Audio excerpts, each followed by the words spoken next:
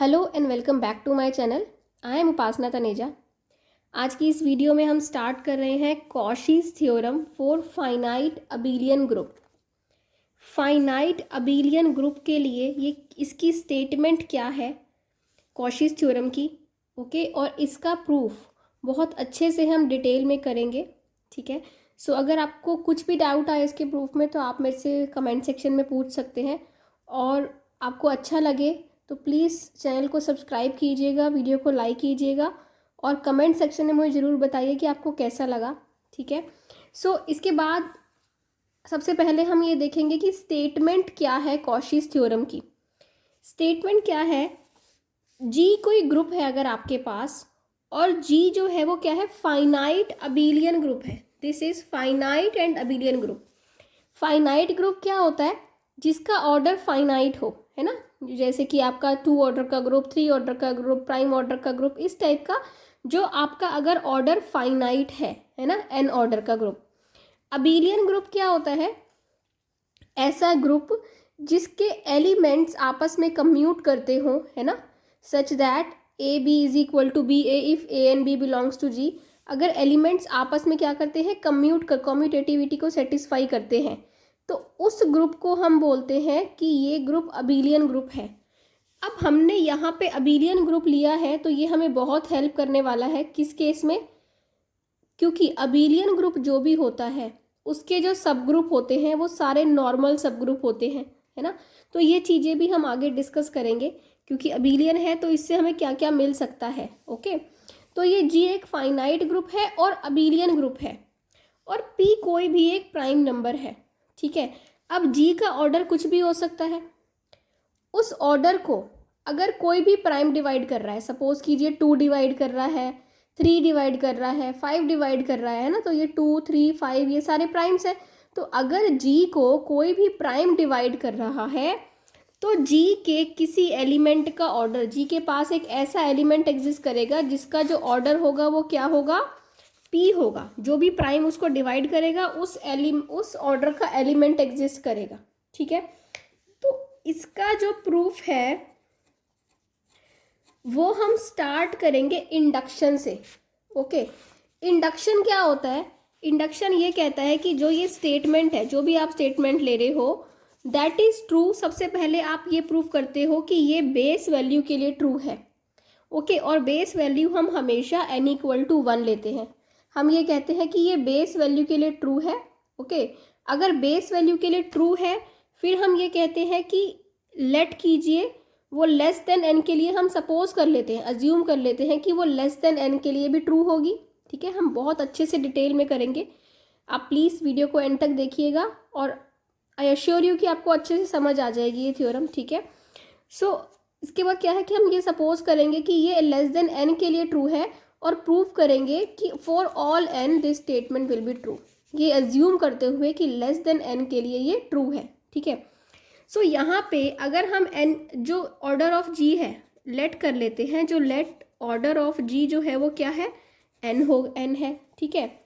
So either क्या होगा, n is equal to 1 होगा, और n जो या होगा ग्रेटर देन 1 होगा, या तो 1 होगा या ग्रेटर देन 1 होगा।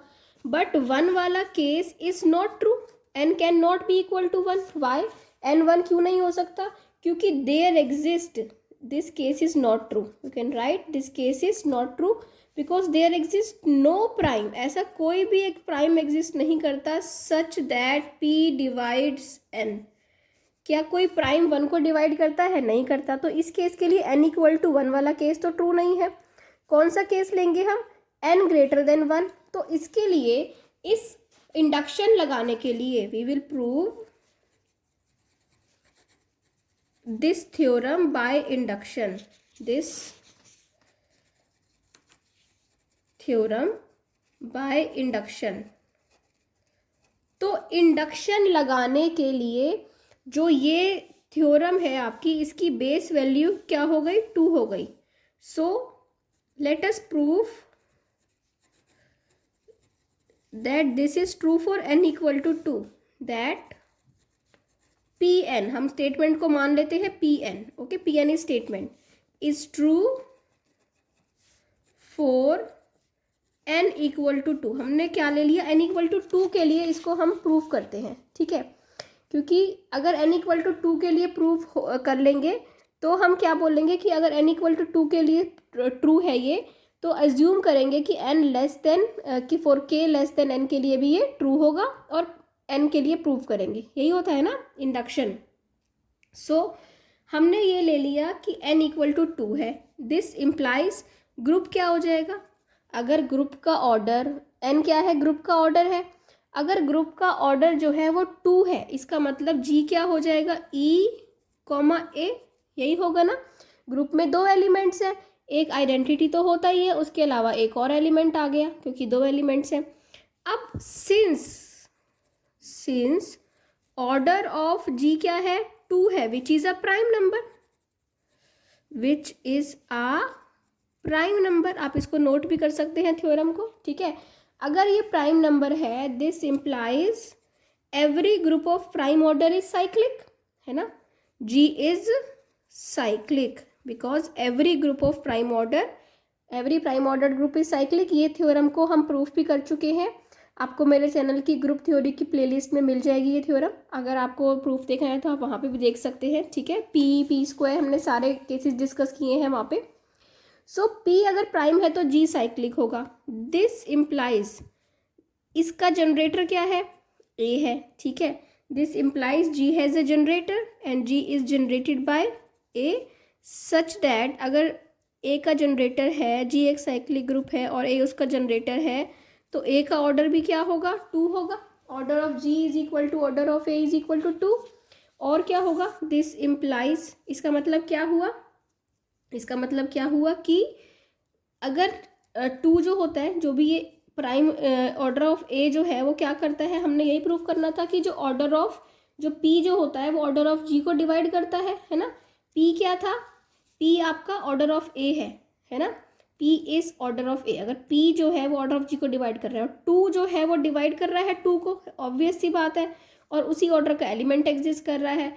सो हेंस प्रूव्ड, कि हमें यही प्रूव करना था ना कि इस ऑर्डर का एग्जिस्ट कर रहा है। So this is the statement is true for n equal to 2, this statement is true for n equal to 2।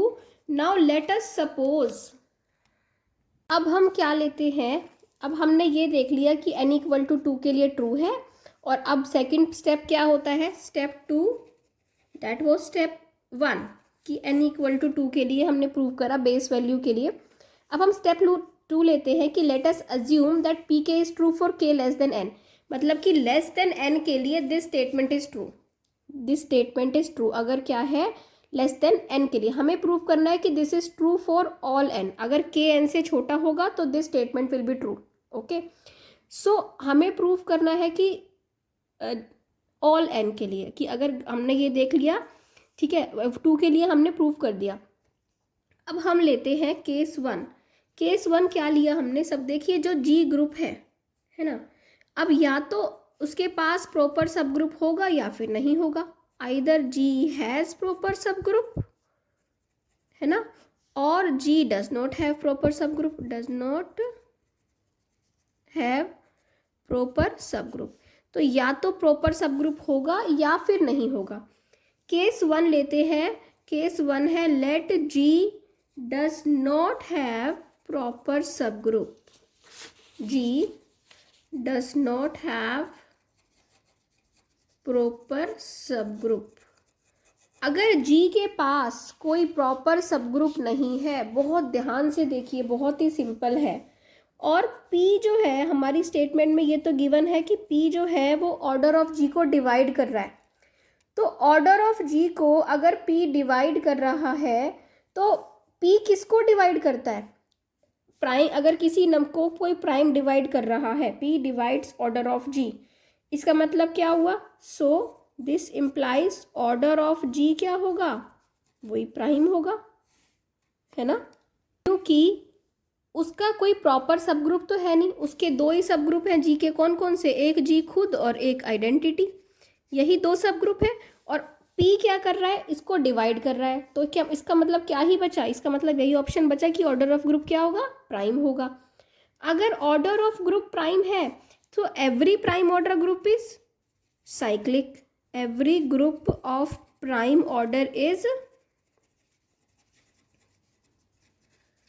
Cyclic. अगर हर प्राइम ऑर्डर का ग्रुप साइक्लिक है और उसका ऑर्डर पी है ना, हाँ, क्योंकि हर प्राइम ऑर्डर का ग्रुप क्या होता है, साइक्लिक होता है।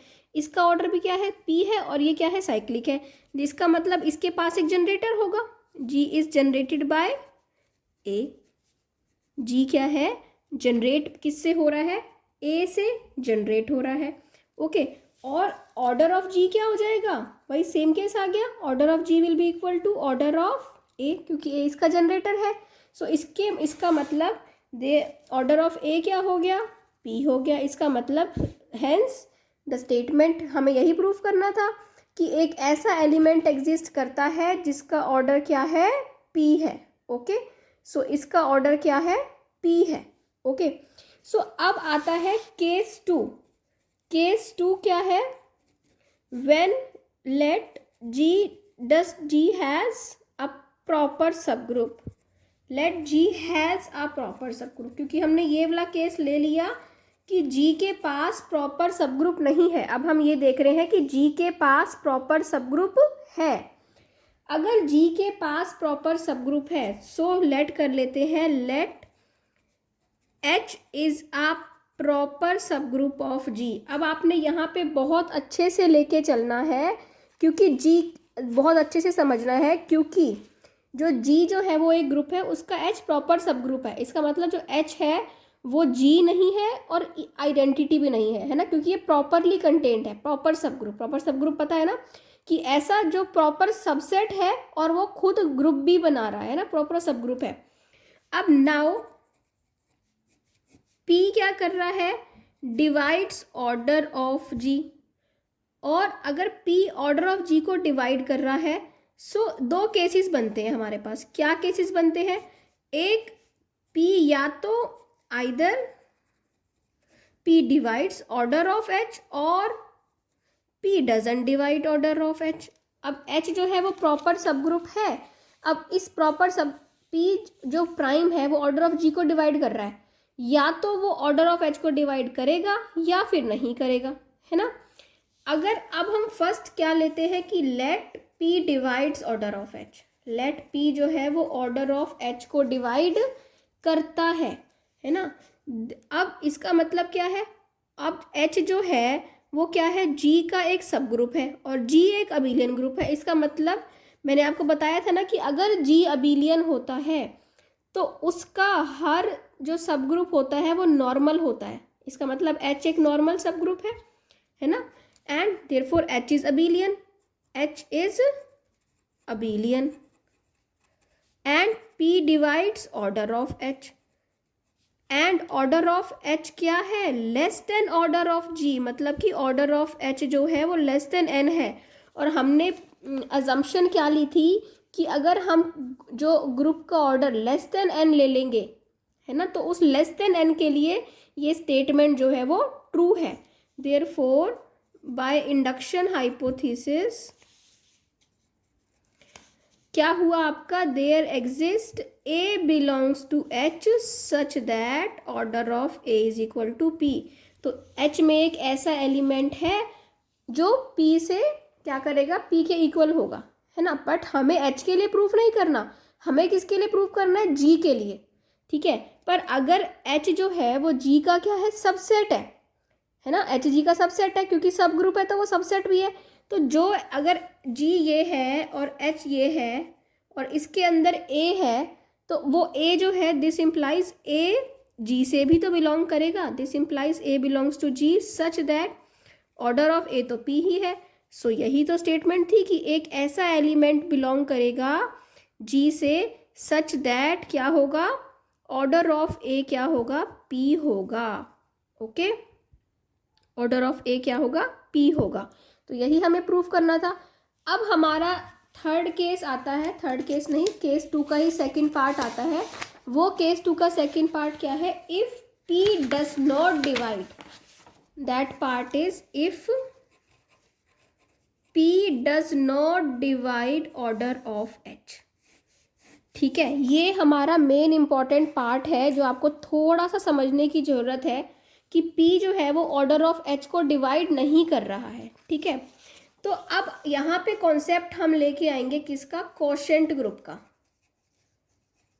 कोशेंट ग्रुप थोड़ा सा एक बार रिवाइज कीजिए, कुछ भी नहीं था ना ये, हमने एक ग्रुप उठाया था अबिलियन ग्रुप, हमने ये देखा कि उसका या तो ऑर्डर 1 होगा या क्या होगा, 1 से बड़ा होगा। फिर हमने 1 को बदलने के लिए 1 के लिए ट्रू नहीं है तो हमने 2 के लिए बेस वैल्यू ली, 2 के लिए हमने प्रूफ किया और ये अज्यूम किया, इंडक्शन से कर रहे हैं क्योंकि ये अज्यूम किया कि लेस देन n के लिए ट्रू होगा, है ना।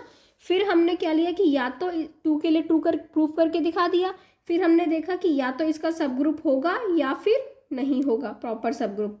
प्रॉपर सब ग्रुप नहीं था तो हमने प्रूफ करके दिखाया, और प्रॉपर सब ग्रुप है H तो या तो वो डिवाइड करेगा या फिर नहीं करेगा। अगर करेगा तो हमने करके दिखा दिया।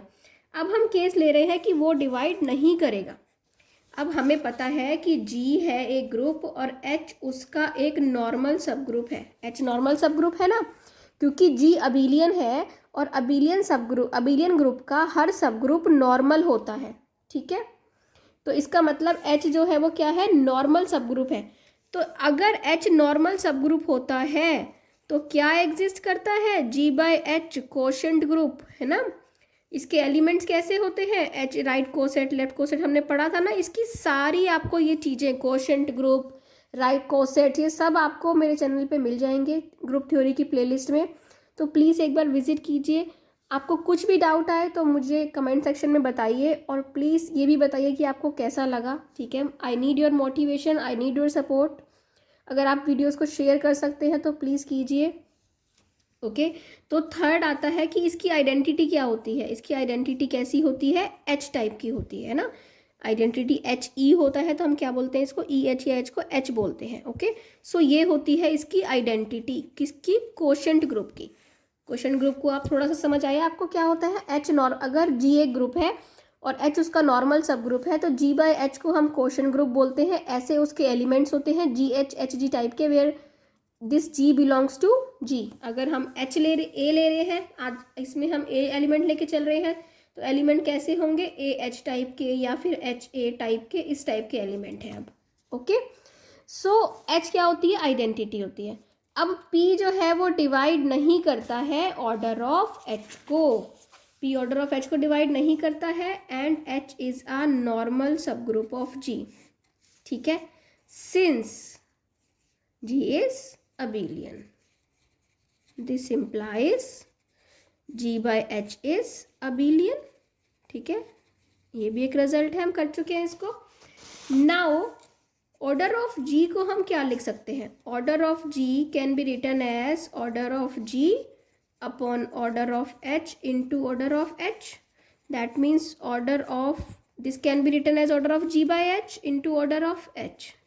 सो दिस इज ये स्टेटमेंट, ठीक है यहाँ तक, ओके, ठीक है। अब आपको इतना समझ आ गया कि G/H हम इंट्रोड्यूस कर रहे हैं कि G/H अबिलियन होगा, quotient group, consider a quotient group G/H, ठीक है। अब ये जो G/H है इसके एलिमेंट्स का बस ध्यान रखना है, सेम वही कॉन्सेप्ट है जैसे अभी हमने H लिया था ना। हमने अगर हम ये दिखा दें कि order of G/H order of G से छोटा है ना, तो इंडक्शन हाइपोथेसिस अप्लाई हो जाएगी। तो हमारा पहला मेन मोटिव यही दिखाना है कि ऑर्डर ऑफ G/H जो है वो ऑर्डर ऑफ किससे छोटा है, ऑर्डर ऑफ G से छोटा है, ठीक है।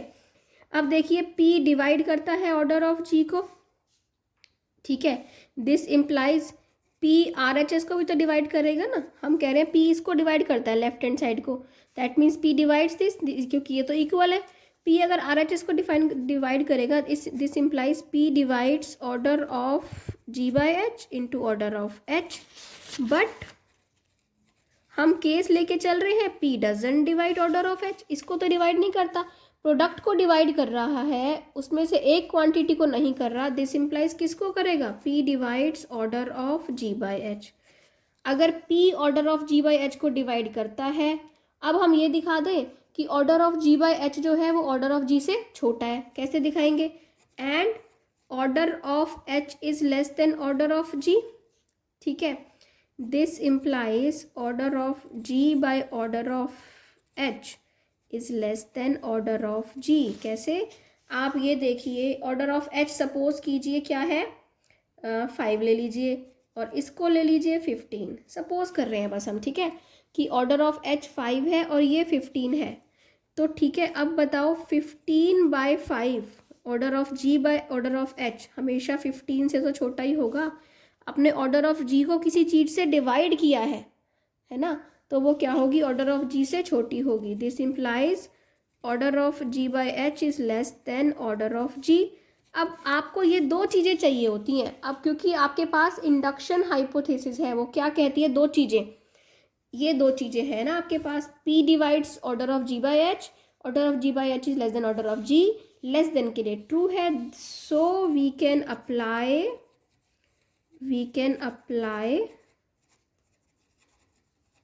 इंडक्शन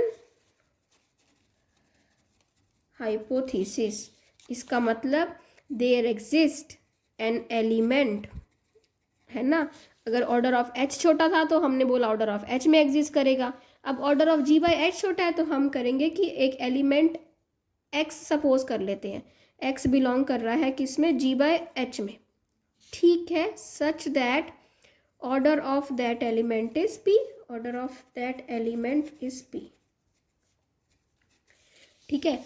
अब x किस टाइप का एलिमेंट है, मैंने कहा था ना जी बाय एच के एलिमेंट किस टाइप के होते हैं, एच ए टाइप का एलिमेंट है ना। जी बाय एच के एलिमेंट कैसे होते हैं, H G G cosets type के, H A belongs to G by H, H A belong करेगा जी बाय एच में, ठीक है।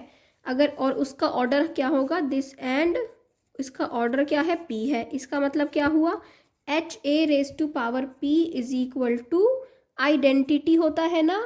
अगर क्योंकि अगर किसी एलिमेंट का ऑर्डर पी है उसकी पावर पी आइडेंटिटी होता है, पर जी बाय एच की आइडेंटिटी कौन है, एच है, ठीक है। सो जी बाय एच की आइडेंटिटी है एच। इसका मतलब क्या हुआ, इसको क्या लिख सकते हो, H A raise to power P is equal to H, है ना। This is a result from question group. आप प्लीज़ क्वेश्चन ग्रुप को पढ़िए, आपको ये चीज़ क्लियर हो जाएगी, ठीक है। This implies A raise to power P belongs to H, okay, because if h belongs to h, this implies h belongs to h. This is also a result from quotient group only, ठीक है। this implies a raised to power p belongs to h, ठीक है। सो हम ले लेते हैं order of h, क्या लिया था हमने, ऑर्डर ऑफ h ले लेते हैं, let order of h is m। और अगर सपोज कर लेते हैं, so let order of H हम ले लेते हैं कि ऑर्डर ऑफ एच एम है। अगर ऑर्डर ऑफ एच एम है और a raise to power P belongs to H, इसका मतलब क्या होगा, a raise to power p raise to power m will be equal to identity. अब तो एच की ही आइडेंटिटी आएगी क्योंकि अब हम एच की बात कर रहे हैं, ठीक है। So a raise to power p raise to power m is identity, और we can write it as a raise to power m raise to power P is equal to, okay, हम powers को ऐसे exchange कर सकते हैं, a raise to power m raise to power P is identity. This implies, इसका मतलब क्या हुआ, a raise to order of a raise to power M divides p. ये क्या रिजल्ट है, ये रिजल्ट ये है, दिस इज कि if a raise to power m identity है, if a raise to power m is equal to identity, if and only if n divides m, order of a is equal to n, ठीक है।